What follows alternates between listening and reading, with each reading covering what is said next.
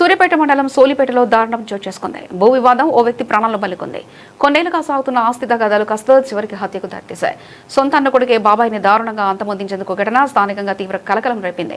సూర్యాపేట మండలం సోలిపేట గ్రామంలో తీవ్ర విషాదం నెలకొంది. గ్రామానికి చెందిన మేకల జయరాములు అనే 50 ఏళ్ల వ్యక్తి భూ తగాదాల కారణంగా దారుణ హత్యకు గురయ్యాడు. మృతుడు జయరాములకు 4 అన్నదమ్ములు కాగా అందులో ఒకరైన కృష్ణయ్యతో గత కొన్నేళ్లుగా వ్యవసాయ భూమి గట్ల విషయంలో వివాదం నడుస్తుంది. ఇటీవల కృష్ణయ్య కొడుకు ఆ వివాదాస్పద పొలంలో బోరు వేయడంతో ఇరు కుటుంబాల మధ్య పంచాయతీ మరింత ముదిరింది. ఈ క్రమంలోనే సోమవారం రాత్రి తీవ్ర ఆగ్రహంతో కృష్ణయ్య కుటుంబ సభ్యులు జయరాములపై దాడి చేసి గొడ్డలతో దారుణంగా హత్య చేశారు. నిందితుడు కిరణ్ సిఆర్పీఎఫ్ కానిస్టేబుల్ గా విధులు నిర్వహిస్తుండగా అతనే తన భర్తను చంపేశాడంటూ మృతుడి భార్య ఆరోపించింది. తన భర్తను చంపిన వారిని శిక్షించాలని తెలిపింది. 2 కుమారులుండగా మార్చిడి వద్ద బంధువుల రోదనతో విషాద ఛాయలు అలుముకున్నాయి. ఘటనపై సమాచారం అందుకున్న రూరల్ ఎస్ఐ బాలునాయక్ వెంటనే సంఘటనా స్థలానికి చేరుకుని మృతదేహాన్ని పోస్టుమార్టం నిమిత్తం సూర్యాపేట జనరల్ హాస్పిటల్కి తరలించారు. బంధువుల ఫిర్యాదు మేరకు కేసు నమోదు చేసుకుని దర్యాప్తు చేపట్టారు. సొంత కుటుంబ సభ్యులే ఇలా ప్రాణాలు తీయడంతో సోలిపేట గ్రామంలో విషాద ఛాయలు అలుముకున్నాయి.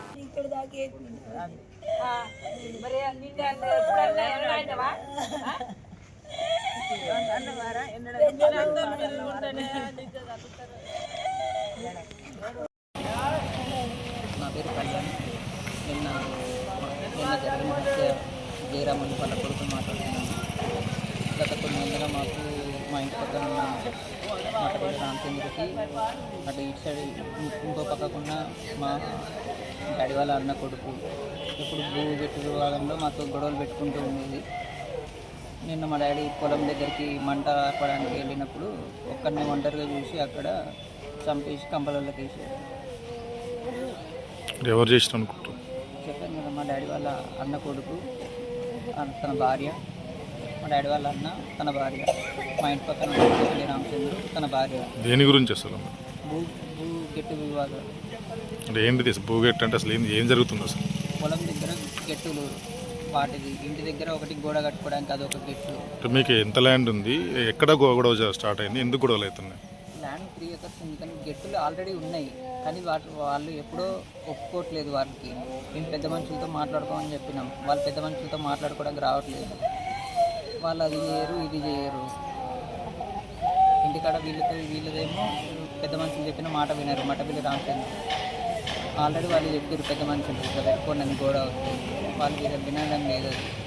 వీళ్ళు నిన్న ఇద్దరు కలిసి ఎవరు లేని చేసి వీళ్ళందరూ ఎయిర్ కానిస్టేబుల్ ఉంటాను జాబ్ చేస్తాడా? నేను సిఆర్పిఎఫ్లో జాబ్ చేస్తున్నాడు. ఆయన కూడా ఉన్నాడు దీంట్లో. తనే మర్డర్ చేసింది. వాళ్ళ 3 అన్న కొడుకు 3 అన్న వాళ్ళ పోదిన వాళ్ళ కోడలు ఆ ఇంటి పక్కన పాటపల్లి రామచంద్ర గారు వాని పిల్లలు అందరు కలిసి 10 రోజుల నుంచి ఈ కుట్రవన్నీ కావాలని ప్లాన్ చేసుకొని నా భర్తను చంపారయ్యా. చెలకాడ గెట్ల కాడ ఇంటికాడ గెట్ల కాడ వాళ్ళు పక్కన ఉన్నారు. ఇది కక్షలు పెంచుకొని పెద్ద మనుషులలో పెట్టి పట్టితే వాళ్ళు పెద్ద మనుషులు చెప్పిన దానికి మేము ఒప్పుకున్నాము. వాళ్ళే ఒప్పుకోలేరు. అయినా కానీ మేము ఇక ఏదైనా చేసుకొని మేము ఇక్కడి నుంచి వెళ్ళిపోయి గడకొచ్చి బతుకుదా అనుకున్నాము. ఇంకొక 4 రోజులు అయితే జూన్లో ఇల్లు ముగ్గు పోసుకొని ఈడ ఇల్లు కట్టుకున్నాము కిరాయికుండా అనుకున్నాము. ఈలోనే నా భర్త ఏం జరిగిందమ్మా? అసలు నిన్న ఏం జరిగింది? 2 ఏళ్ళ కిందనో ఏడాది కిందనో తాడి చెట్లు మీకేసి మా పొలాలు ఆడ అచ్చు కడదామనేసి ఆ తాడి చెట్లకు నిప్పు పెట్టినాను అన్నాడు.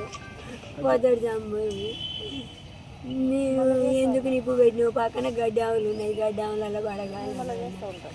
మధ్యాహ్నం ఒకసారి పోయి చూసి వచ్చింది. మరి చల్లారి పన్న రాపోయినావు, మధ్యాహ్నం పోయినావు, నైట్ పూట రవులుకొని గడ్డాములలో పడితే వాళ్ళు ఏమంటారు అని అన్న. ఏం పడవలే, దూరంగానే ఉన్నాయి, నేను పోయి చూసి వస్తే కానీ నువ్వు అన్నం వండు అన్నాను. వచ్చినాక అన్నం తిన్నావు, నువ్వు మధ్యాహ్నం కూడా అన్నం తినలేదు అని అన్నాను. అనగానే తొందరగా రాను అన్నా. పోయిండు. 1/2 గంట సేపు అయింది. ఎమ్మటే 10 నిమిషాల దగ్గరనే ఉంటుంది మా పొలం. రాడాయన నేను ఎదురు చూసుకుంటే ఫోన్ చేస్తే ఫోన్ ఎత్తలేదు. ఏమోలే వస్తాడేమోనని ఫోన్ ఆడబెట్టి మళ్ళీ అన్నం చూసుకుంటా దాని నుంచి మళ్ళీ పావు గంట ఆగి మళ్ళీ ఫోన్ చేసి ఫోన్ ఎత్తలేడు. ఏంది కావచ్చు ఫోన్ ఎత్తట్లేడు, ఈ వాడు కావు అని 10 రోజులు అవుతుంది వచ్చి ఇక్కడనే ఉన్నాడు. నైట్ ఏదో ముచ్చట్లు చేసి పెడతారు, ఇళ్ళల్లో కూర్చొని ఏదో ప్లాన్లు చేస్తారు. నా భర్త ఫోన్ ఎత్తుతలేడని నాకు భయం అయితేనే ఉంది. ఫోన్ మీద ఫోన్ నేను ఊకోకుండా చేస్తూనే ఉన్నా. బయటికి వెళ్ళి బజార్లో బండి ఏడనన్నా కనబడుతుందేమో మూల తిరిగిందని అటు చూసుకుంటా ఇంట్లోకి వచ్చి అన్నం చేసుకుంటుంటా ఫోన్లు చేసుకుంటున్నా. నాకు అప్పటికే భయం అయితేనే ఉంది. గంట సేపు చూసినా కానీ ఫోన్ ఎత్తట్లేడు, ఫోన్ రింగ్ అవుతుంది, మనిషి ఇంటికి రాము. ఏం జరిగింది మనసులో?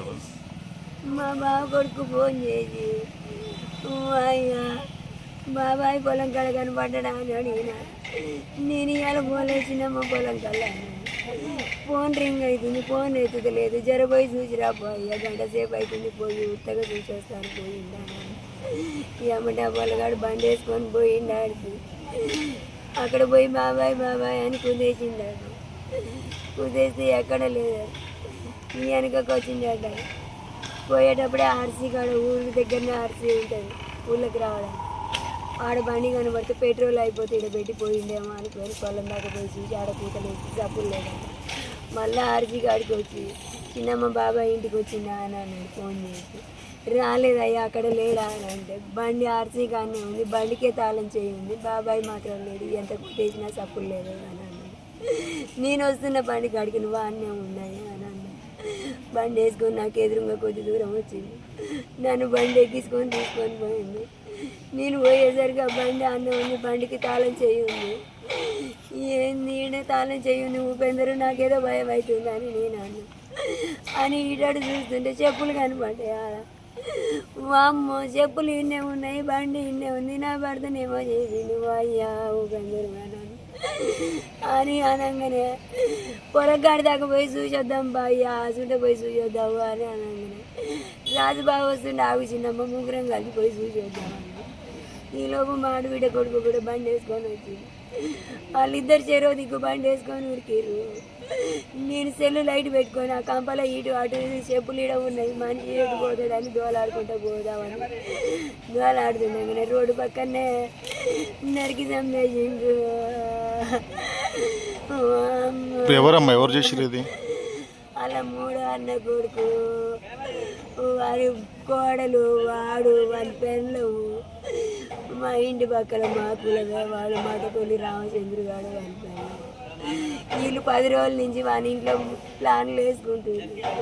అర్ధరాత్రి 12-1 కాని ఇంట్లో నుంచి వెళ్తుర్రు. ఏంది కావచ్చయ్యా వీళ్ళు గిట్ట ఏమో నైట్ 12 దాకా వెళ్తురు అన్న కూర్చొని. వాళ్ళు ఎట్టపోతే మనకి ఎందుకే అని అన్నాడు. కానీ చంపడానికి ప్లాన్ చేస్తుర్రు అని అనుకోలేదు మేము.